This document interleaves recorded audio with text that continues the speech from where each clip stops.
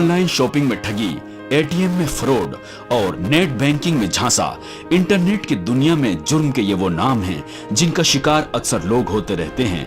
Credit card या debit card खरीदो फरोख्त करने, कोई सर्विस लेने या मनी ट्रांसफर करने जैसी सहूलत फराहम करने के लिए बैंकों के जरिए सार्फिन को जारी किए जाते हैं। हिंदुस्तान में रोज बरोज ऐसे सैकड़ों मामले मंजर-ए-आम पर आते रहते हैं जिनमें अकाउंट होल्डर की इजाजत के बिना किसी दूसरे के अकाउंट में मनी ट्रांसफर कर दी जाती है या उसके पैसों से शॉपिंग कर ली जाती है। पिछले कई वर्षों में भारत में ऑनलाइन फ्रॉड तेजी से बढ़ रहा है।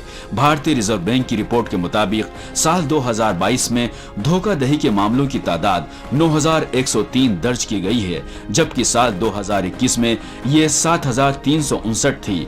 इस सिलसिले में आपको वो सब जानकारी होनी चाहिए जिससे आप ऑनलाइन फ्रॉड से बच सकें। किसी भी वेबसाइट पर अपने कार्ड की डिटेल्स शेयर करने से पहले उसके यूआरएल में HTTPS चेक कर लें, क्योंकि S होने से ये पता चलता है कि उस वेबसाइट के पास SSL सर्टिफिकेट है। इस तरह वेबसाइट का ऑथोराइज्ड और अनऑथोराइज्ड होना पता चलता है।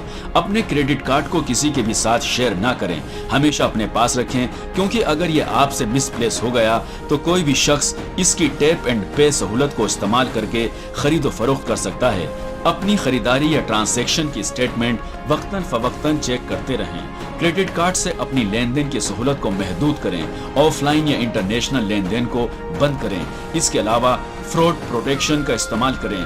बहुत से क्रेडिट कार्ड धोखाधड़ी से बचाव की स्कीम के साथ आते हैं, जो किसी भी तरह की धोखाधड़ी की सूरत में आपके पैसों की हिफाजत करती है। RBI ने सार्फिन को ऑनलाइन धोखाधड़ी और दूसरे मामलों से बचने के लिए एक कदम उठाया है। अगर आप ऑनलाइन फ्रॉड या क्रेडिट कार्ड फ्रॉड के शिकार होते हैं तो आपको आपका पैसा वापस मिल सकता है। रिजर्व बैंक के मुताबिक फ्रॉड होने के 3 दिनों के अंदर बैंक से शिकायत करनी होगी। जिस दिन आप शिकायत करेंगे उससे 10 दिनों के अंदर आपके अकाउंट में पैसे वापस आ जाएंगे। हिंदुस्तान में जो लोग बेईमानी और धोखाधड़ी से क्रेडिट कार्ड फ्रॉड की कोशिश करते हैं उनके लिए इंडियन पेनल कोड 1860 के साथ साथ इंफॉर्मेशन टेक्नोलॉजी एक्ट 2000 के तहत ताज़ीराती कवानीन मौजूद हैं, जिसमें जुर्म साबित होने पर 7 साल की सजा और भारी जुर्माना देना पड़ सकता है। इन तमाम कवानीन के साथ साथ आपको खुद भी होशियार रहने की बेहद जरूरत है, क्योंकि हैकर्स आपके ताक़ुब में शबो रोज लगे हुए हैं। नाज़रीन आदाब, इस्तकबाल है आपका हमारे इस खास प्रोग्राम में जिसका नाम है अपना मुल्क अपना आइन, और मैं हूं आपका मेजबान मोहम्मद नौमान। आज की इस खास पेशकश में हम बात करेंगे उस धोखाधड़ी की, उस फ्रॉड की जो आजकल बहुत तेजी से हो रहा है और उसका सीधा असर पड़ता है आपके बैंक अकाउंट पर, आपके बैंक बैलेंस पर, आपकी जेब पर, आपके पैसे पर, और वो है क्रेडिट कार्ड फ्रॉड। आज के इस प्रोग्राम में हम क्रेडिट कार्ड, डेबिट कार्ड और एटीएम से जुड़े फ्रॉड से मुताल्लिक सवालों के जवाब हासिल करेंगे और यह भी जानने की कोशिश करेंगे कि अगर आप इनको इस्तेमाल करते हैं तो आपके लिए क्या सावधानियां बरतनी जरूरी हैं। इस मौजू पर गुफ्तगू करने के लिए हमारे साथ आज स्टूडियो में मौजूद हैं 2 खास मेहमान। हमारे साथ हैं मारूफ वकील मोहतरमा खुशबू जैन साहिबा, और हमारे दूसरे मेहमान हैं assistant professor doctor Zubair Ahmad Khan साहब। हमारे साथ आज स्टूडियो में इन दोनों मेहमानों के अलावा लॉ के स्टूडेंट भी मौजूद हैं। हम आप सभी का इस्तकबाल करते हैं आज की इस खास पेशकश में। मेरा पहला सवाल खुशबू जैन साहिबा से है। मैडम, जब हम इस फ्रॉड की बात करते हैं, क्रेडिट कार्ड, डेबिट कार्ड या एटीएम कार्ड फ्रॉड की, इसका दायरा कितना बड़ा है और एक कॉमन मैन किस तरह इसमें फंस जाता है? दायरा बहुत बड़ा है बिकॉज हमारा इंडिया का यूज़र बेस बहुत बड़ा है। अगर आप देखें तो हमारी पॉपुलेशन बहुत बड़ी है, और हमारी पॉपुलेशन के साथ में हमारी पॉपुलेशन जो इंटरनेट, जो डिजिटल की दुनिया में आ चुकी है, वो भी बहुत बड़ी है। तो दायरा बहुत बड़ा हो चुका है। अगर आप देखें डिजिटल डिपेंडेंसी, तो हमारी शॉपिंग से लेकर, एंटरटेनमेंट से लेकर, एजुकेशन से लेकर, बैंकिंग से लेकर, सारी चीज़ें, गेमिंग से लेकर सारी चीज़ें ऑनलाइन हो चुकी है। तो दायरा बहुत बड़ा हो चुका है। अब किस तरीके के एग्जाम्पल्स अगर आप पूछें कि किस तरीके से ये चीज़ें होती है, तो किस तरीके से होती है, एक छोटा सा एग्जांपल अगर मैं आपको दूं, तो एक सिम कार्ड स्वैप का, जो आपका सिम स्वैप का जो फ्रॉड है, उसमें आप OTP यूजुअली आता है। हमने 2 फैक्टर ऑथेंटिफिकेशन रखा है, तो यूजुअली OTP आता है आपके पास में ताकि एक ट्रांजैक्शन को वैलिडेट किया जाए। ये एक layer, security layer government RBI ने लेकर आई विद बैंकिंग। तो क्रिमिनल स्मार्ट हो गए, उनको लगा कि अगर हमारे पास सिम कार्ड होगी तो ये ओटीपी हमारे पास ही आएगा, हमारे लिए ट्रांजैक्शन करना आसान हो जाएगा। तो इन्होंने सिम स्वैप करना शुरू कर दिया, सिम क्लोन करना शुरू कर दिया। ये कैसे करते हैं? ये आपको फोन करके बोलते हैं कि आपके लिए कोई नया ऑफर आया है सिम कार्ड के लिए, आप अपने आप को अपग्रेड करें, सिम अपग्रेड करें। उसके लिए आपको कुछ नहीं करना है, आपको एक जो आप ही का कस्टमर केयर नंबर होता है, आपकी जो जिसकी सिम है, आप वहाँ पे ये 16 डिजिट का नंबर, 12 या 16 डिजिट का नंबर आप सेंड कर दें और 1-2 घंटे में आपकी सिम शुरू हो जाएगी। तो जब ये हो जाता है तो एक्चुअल में ये सिम शुरू तो होती है, आपकी बंद हो जाती है, पर ये जो सिम शुरू होती है वो डुप्लीकेट सिम वो क्रिमिनल के पास होती है, वो वहाँ शुरू हो जाती है। उसके बाद में वो चेंज करते हैं बैंकिंग के आपके क्रेडेंशियल्स, आपके पासवर्ड्स। वो जब पासवर्ड चेंज करते हैं तो ओटीपी जो आता है वो आपके अकाउंट में आता है। वो चेंज करते हैं आपके फेसबुक और मैसेंजर के अकाउंट्स ताकि वो उसको भी ले ले, फिर वहां से वो आपके दोस्तों को भेजे कि मुझे पैसे की जरूरत है, या कोई लिंक भेजे जिससे वहां से फिर उनका फ्रॉड होना शुरू हो जाए। तो बहुत बड़ा नेक्सस। यानी हम इसको सिर्फ क्रेडिट कार्ड और डेबिट कार्ड ही फ्रॉड ना समझें, हमारे ये जो फ्रॉड है ये सिम कार्ड से स्टार्ट हो रहा है। बहुत कुछ मामलों में हम ये भी देख रहे हैं, जैसे आपने कहा कि वो सिम कार्ड से स्टार्ट हो रहा है, क्योंकि मोबाइल इज 11th फिंगर, तो आपकी जो एक उंगली अगर उन्होंने पकड़ ली तो उसके बाद वो आपके गले तक पहुंच सकते हैं। Zubair Ahmad Khan sir, common man क्या करें इन तमाम चीजों से बचने के लिए? अगर इस तरह के फ्रॉड्स चारों तरफ हैं, credit card, debit card, ATM card, क्या जरूरी है कॉमन मैन के लिए सबसे ज्यादा जानना, और क्या सावधानियां उसके लिए जरूरी? जी, सबसे पहले तो ज़रूरी है कि अगर मैं देखूं कि इमीडिएट सोल्यूशन तो बैंक को इन्फॉर्म करना है, लेकिन उसके अलावा जैसा कि मैडम ने बताया कि 144440 पे भी कॉल कर सकते हैं। उसके अलावा भी मिनिस्ट्री ऑफ होम अफेयर्स ने एक साइबर क्राइम पोर्टल भी क्रिएट किया है जिसका टोल नंबर है 1930। उस पर भी हम कॉल करके अपने साइबर क्राइम के बारे में बता सकते हैं। इमीडिएटली डीएक्टिवेट करना है अकाउंट, जो सबसे इम्पॉर्टेंट है, वो बहुत ज़रूरी है। उसके बाद बैंक को इन्फॉर्म करके हम बैंक से वेट कर सकते हैं कि 30 डेज़ के लिए, कि 30 डेज़ में क्या वो एक्शन ले सकते हैं।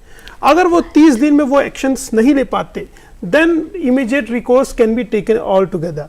मैं इस पर एक एक्शन लेना चाहूंगा, मैडम कुछ कहना चाहती हैं शायद? जी, 90 days for banks and 30 days for RBI। हाँ, 30 days for 90 days for the bank in total, but 30 days में अगर नहीं है तो फिर वो आपको बैंकिंग ओम्बड्समैन में भी जा सकते हैं। बैंकिंग ओम्बड्समैन स्कीम जब 2021 में नहीं आई थी तो उसमें सबसे बड़ी ये था ग्राउंड की क्या आप जो है थर्ड पार्टी के अगेंस्ट जो है केस फाइल कर सकते हैं कि नहीं कर सकते हैं। लेकिन कई ऐसे क्लैरिफिकेशंस, कई ऐसे लीगल एक्सपर्ट्स के ओपिनियन आए जिसमें ये बात बिल्कुल क्लियर रही है कि अगर डिफिशिएंसी इन सर्विसेज है और बैंक उस पर्टिकुलर स्टिपुलेटेड टाइम पीरियड में मैटर नहीं रिजॉल्व कर सकता, तो बैंकिंग ओम्बड्समैन किसी भी अपने पिक्यूनरी मैटर्स को लेकर कर सकता है, और वो पिक्यूनरी अमाउंट जो है 20 लाख रुपीस तक तो है। तो सबसे बड़ा एक महत्वपूर्ण सीन ये है कि हमें ये जानना चाहिए कि बैंकिंग ओम्बड्समैन में केसेस ऑनलाइन भी फाइल कर सकते हैं। पहले ये ऑप्शंस नहीं थे, लेकिन अब जो है बैंकिंग ओम्बड्समैन में भी केसेस फाइल कर सकते हैं against any kind of banking fraud also. उसके अलावा और भी हमारे पास ऑप्शंस हैं जिसमें रेमेडी के लिए काफ़ी लंबे टाइम भी लग सकते हैं, लेकिन कई मैटर्स ऐसे भी हैं जहां पर हम लोग कंज्यूमर फोरम में भी केस फाइल कर सकते हैं। अच्छा, कंज्यूमर फोरम में भी इस केस को फाइल किया जा सकता है, यानी अब ये सहूलत हो गई है। अब हम अपने इस प्रोग्राम को क्वेश्चन आंसर सेशन की तरफ लेकर के जाते हैं, और हमारे साथ लॉ के स्टूडेंट हैं जिनके पास बहुत सारे सवाल हैं। मैं पूछना चाहूंगा, बिल्कुल आप पूछ सकते हैं अपना सवाल। सर, मेरा नाम विपुल अग्रवाल है। मेरे 2 प्रश्न हैं, एक सर से एक मैम से। सर, आपने एटीएम स्कीमिंग मेंशन किया था शुरुआत में अपने, तो सर इस केस में जो एटीएम के कर्मचारी हैं या उससे संबंधित ब्रांच के कर्मचारी हैं या बैंक की कितनी ज्यादा लायबिलिटी रहेगी उसमें, क्योंकि ये एक इंफ्रास्ट्रक्चर का, ये एक उनके नेग्लिजेंस की वजह से होने वाला फ्रॉड होगा ये फ्रॉड, क्योंकि एटीएम को बाहर से हैक नहीं किया जा सकता। तो सर इस केस में उन लोगों की कितनी क्रिमिनल लायबिलिटी या जो भी लायबिलिटी होगी वो कितनी रहेगी? और मेरा दूसरा प्रश्न मैम से है। मैम ने मेंशन किया था फिशिंग के बारे में कि हम ऐसी वेबसाइट्स होती हैं जो हम जाते हैं ऑनलाइन, जो हमें बिल्कुल असली जैसी लगती हैं पर वो कायदे में फ्रॉड वेबसाइट्स होती हैं। बट मैम डिटेल्स तो जो ओरिजिनल वेबसाइट्स होती हैं, जो ओरिजिनल ऐप्स होते हैं, लाइक हमारे ओवर द टॉप प्लेटफॉर्म्स हैं, नेटफ्लिक्स, ये जो अपने फ्री ट्रायल के से पहले ये हमारी क्रेडिट कार्ड डिटेल्स या हमारी डेबिट कार्ड डिटेल्स मांगते हैं।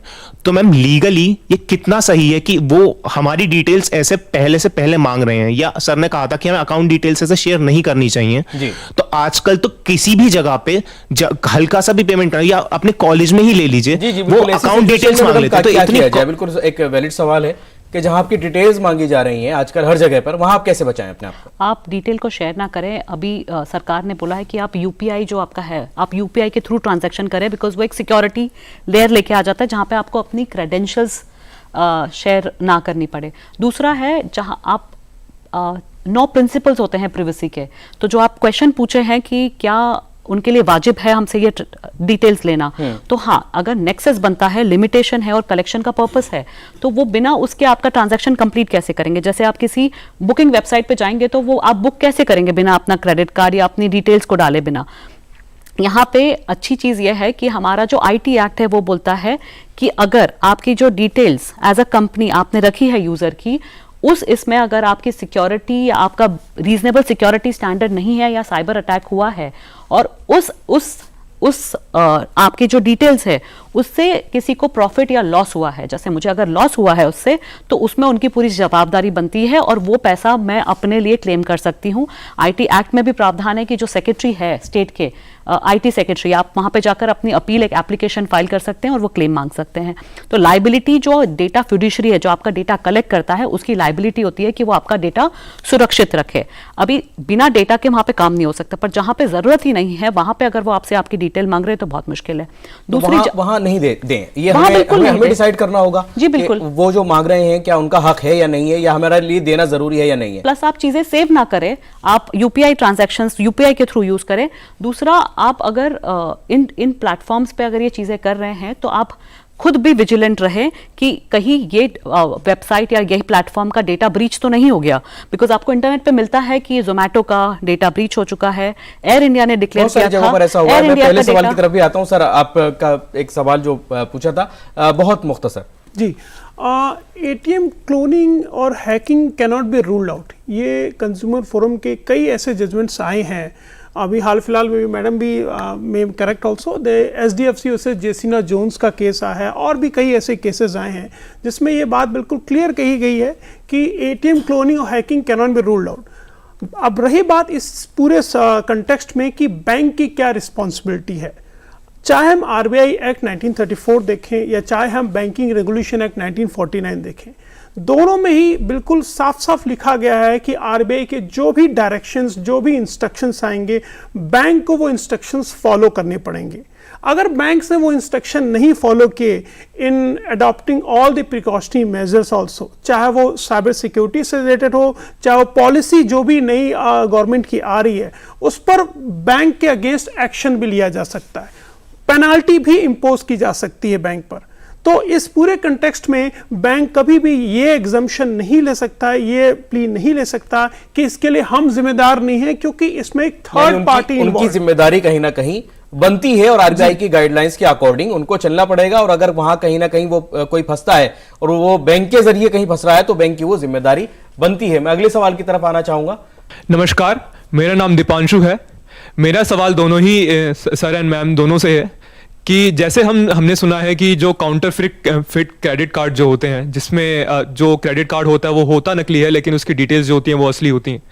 आजकल के ज़माने में जैसे हम देखते हैं कि मोस्टली यूथ जो है वो इन चीज़ों का इस्तेमाल करते हैं। जहां हम जाते हैं कहीं भी खाना खाने के लिए या रेस्टोरेंट्स में या कहीं और जगह जहां पे ये मेनली यूज़ हो सकता है, तो उससे हम कैसे बचें? क्योंकि बहुत सारे केसेस ऐसे हुए हैं जिसमें काउंटरफिट क्रेडिट कार्ड जो है उसका यूज़ हुआ है और ये मोस्टली मेन फील्ड में रहा है, तो हम उससे कैसे बच सकते हैं? मैडम, मैं ज़रूर जानना चाहूँगा, ये एक अच्छा सवाल है, कैसे बचें इससे?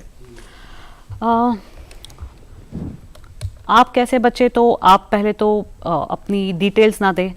आप जब भी आप OTP आप अपना जब कार्ड स्वाइप कर रहे हैं तो आप किसी को कार्ड अपने से दूर ना दें।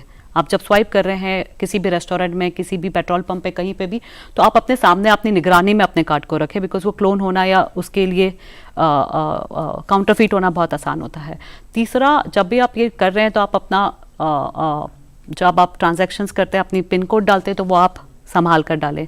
चौथा, आप अपने पिन कोड्स को चेंज करते रहें थोड़े थोड़े दिनों में। पांचवा, आप विजिलेंट रहे अपने कार्ड्स को लेकर कि कहीं कोई ट्रांजैक्शन अगर हो रही है तो आप अपने मैसेजेस में अगर कोई आपको मैसेज आ रहा है, SMS आ रहा है, और आप दोनों चीज़ें ऑन करें, मैसेज और ईमेल, क्योंकि अगर आपका सिम स्वैप हुआ है, आप अगर नेटवर्क में नहीं है, तो हो सकता है उस टाइम पे ट्रांजैक्शन हो। तो आप दोनों जगह पर इन चीज़ों को ऑन रखें, ताकि कोई ट्रांजैक्शन अगर आपके अकाउंट से हुआ है तो आप उसको देखें।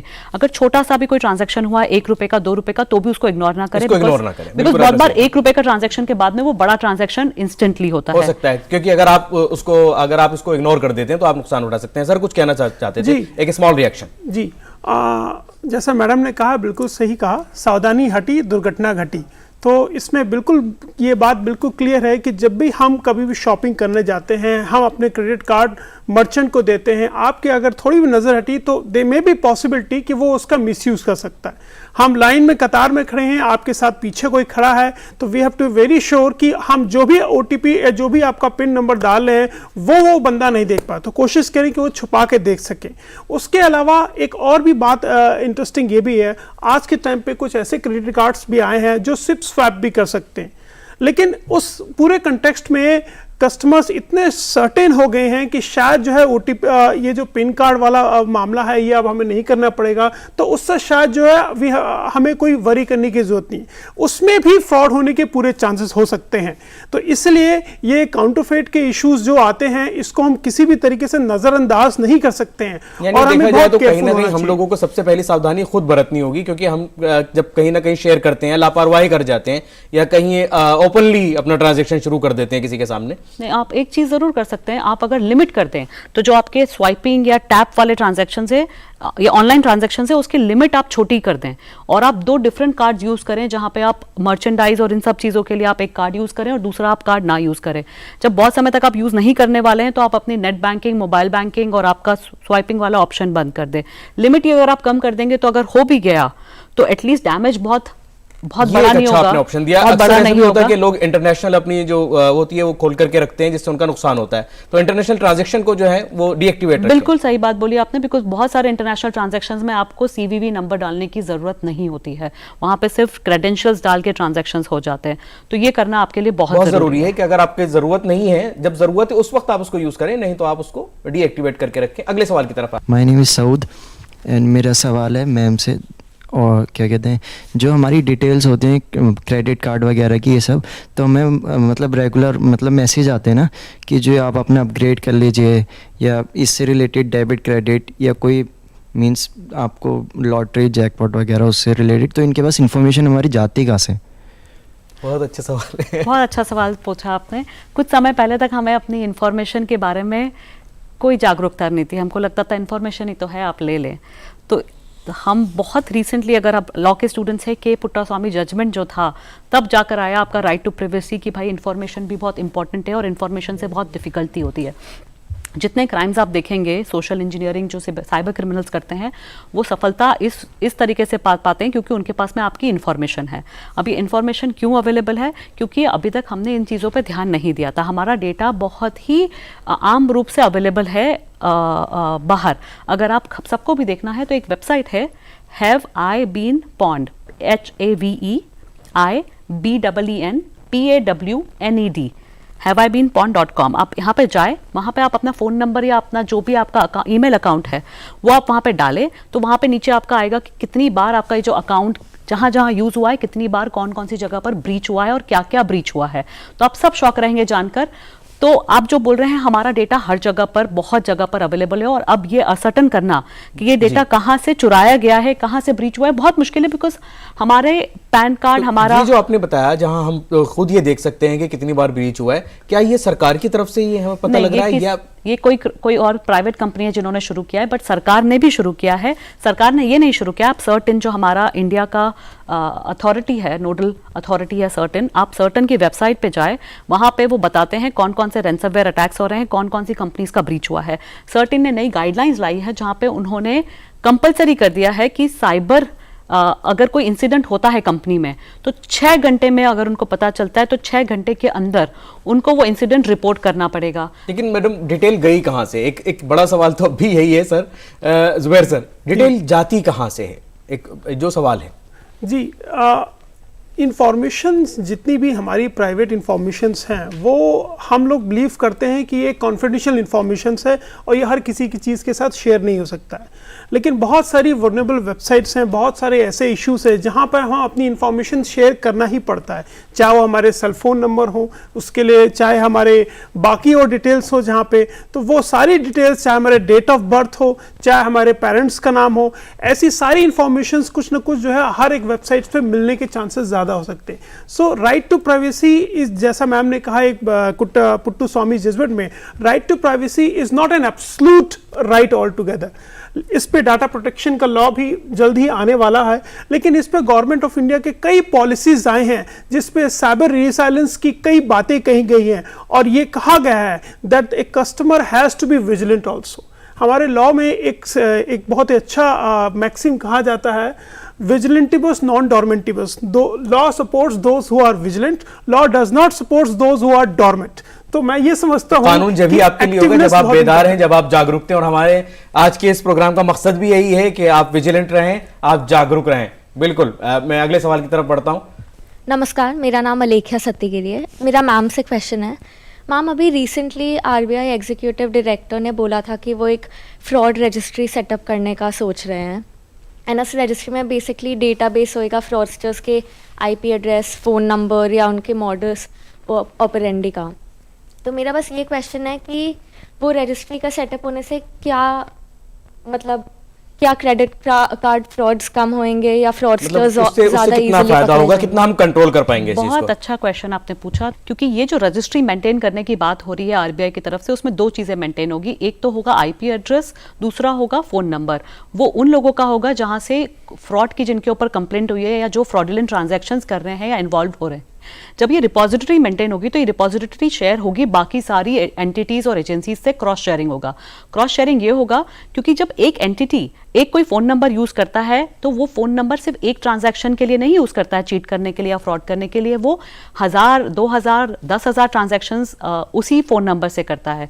तो ये अगर दो लोग चीट हो चुके हैं तो बाकी लोग उस चीज से ना हो, उसके लिए वो किया है। यानी पूरा जो फ्रॉड का स्ट्रक्चर है उसको फाइंड आउट किया जाएगा। बिल्कुल। और दूसरी चीज जो आईपी एड्रेस है कि उसकी क्या महत्वपूर्णता है यार, यहाँ पर बहुत बार होता है कि इसी रूम में बैठकर 500 नंबर लिए जाते हैं सिम कार्ड के और यहीं बैठकर सारा काम किया जाता है। तो वो आईपी एड्रेस को मार्क कर दिया जाता है कि यहाँ से 2 आया है, तीसरा आया है, तो ये जो सारे नंबर्स है ये इस आईपी एड्रेस से जो हो रहे हैं इन सबको ब्लॉक कर दिया जाए, ताकि जो वो 500, 10,000, 20,000 सिम लेकर बैठे हुए हैं एक ही एरिया में, एक ही प्रीमाइसेस में, और वहां से क्राइम करने की कोशिश कर रहे हैं, तो उनको रोक लगा दी जाए।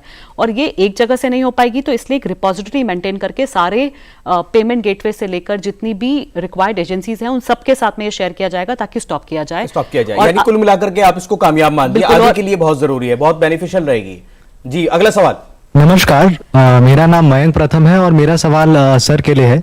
सर, आजकल कई बैंक और नियो बैंक भी, जो कि आरबीआई के सर्कुलर के हिसाब से एनबीएफसी कंपनी, नियो बैंक और ऐसी कंपनीज जो खुद बैंक है भी नहीं लेकिन वो भी क्रेडिट कार्ड प्रोवाइड कर रहे हैं बैंक्स के साथ मिलकर।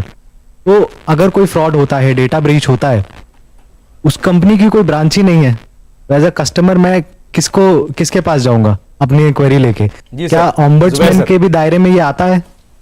जी, आपने एक बहुत अच्छा सवाल पूछा। पहले मैं जो पहला क्वेश्चन था उसमें एक चीज़ ऐड करना चाहता हूँ। वो डाटाबेस का जो क्रिएशन है वो बेसिकली एक और पर्पस के लिए भी है, वो है to know about the modus operandi. क्या पैटर्न है एक क्रिमिनल का, किस तरीके से वो काम करता है, किस तरीके से वो करता है, वो एक मॉडस ऑपरेंडी को समझने के लिए बहुत इंपॉर्टेंट है। क्योंकि अगर एक्यूज पकड़ा भी गया जाता है, उसके अगेंस्ट एविडेंस भी इकट्ठे किए जाते हैं, तो वो सारे evidences they may play very significant role in proving the guilt of the accused also. अब मैं आता हूं आपके सवाल पे। आपने जो सवाल पूछा वो एनबीएफसीज का पूछा और बाकी और डिजिटल वॉलेट्स का है। आरबीआई टाइम टू टाइम अलग अलग सर्कुलर्स निकालती है, चाहे वो बैंकिंग इंस्टीट्यूशंस के लिए हो, चाहे एनबीएफसीज के लिए हो, चाहे वो पेमेंट डिजिटल वॉलेट्स के लिए हो। पिछले 3-4 साल में बहुत सारे ऐसे गाइडलाइंस आए हैं और उन गाइडलाइंस के हिसाब से मोर और लेस जो आपकी इंफॉर्मेशन है, जो आपकी डायरेक्शंस दी गई हैं बैंकिंग इंस्टीट्यूशंस को या एनबीएफसीज को, वो बिल्कुल सेम है। और उनमें इनके यही कहा गया है कि अगर कोई भी अनऑथराइज्ड ट्रांजैक्शन, अगर कोई भी मिसअप्रोप्रिएशन, अगर कोई भी फ्रॉडुलेंट ट्रांजैक्शन होता है, तो उस केसेस में कस्टमर जो है उस बैंक को या उस एनबीएफसी को तुरंत रिपोर्ट करे। ऐसे केसेस में जनरली जब बैंक ये मैटर्स नहीं सॉल्व कर सकता है, उसको हम कहते हैं इन डिफिशिएंसी इन सर्विसेज आल्सो। तो इस पूरे कंटेक्स्ट में कस्टमर के पास बहुत सारे अल्टरनेटिव्स होते हैं जिसके वो मैटर को अपने एड्रेस कर सकता है। वो कंज्यूमर फोरम भी जा सकता है, वो इसी मैटर को आरबीआई में भी ऑप्शन है जिसमें वो कंप्लेन फाइल कर सकता है, वो आगे बैंक के अगेंस्ट भी कर सकता है, वो इन जनरल भी इश्यूज अपने एड्रेस कर सकता है। यानी उसके पास कई सारे ऑप्शंस हैं उसको करने के लिए, लेकिन आपको करने के लिए आगे आना पड़ेगा और उस तमाम चीजों के लिए आपको अलर्ट रहना पड़ेगा कि कहीं ना कहीं आपके साथ फ्रॉड हुआ है। तो इसलिए अगर आपके साथ 1 या 2 रुपए का भी फ्रॉड होता है तो उसको इग्नोर ना करें। अपनी जो आपकी पर्सनल इंफॉर्मेशन है, पासवर्ड्स हैं आपके या आपकी जो भी डिटेल्स हैं अकाउंट से रिलेटेड, वो कहीं शेयर ना करें किसी के साथ भी, और बहुत ज्यादा एहतियात रखें आज के इस दौर में जब हम डिजिटल इंडिया की तरफ बहुत तेजी से बढ़ चुके हैं और इससे वापस भी नहीं होना है। डिजिटल इंडिया की तरफ जब हम बढ़ चुके हैं तो लेकिन हमें अलर्ट रहते हुए आगे बढ़ना है। और इसके साथ साथ हुकूमत की भी पूरी यही कोशिश है कि जितने भी इस तरह के क्राइम्स हैं या साइबर क्राइम की जो ये दायरा बढ़ रहा है, इसको कंट्रोल किया जाए और उसको कंट्रोल करने में हम काफी हद तक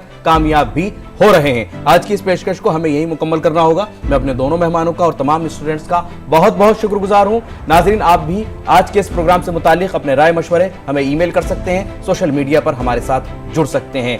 हम फिर हाजिर होंगे किसी नए और खास मौजू के साथ। तब तक के लिए हमारी पूरी टीम को दे दीजिए इजाजत। आदाब।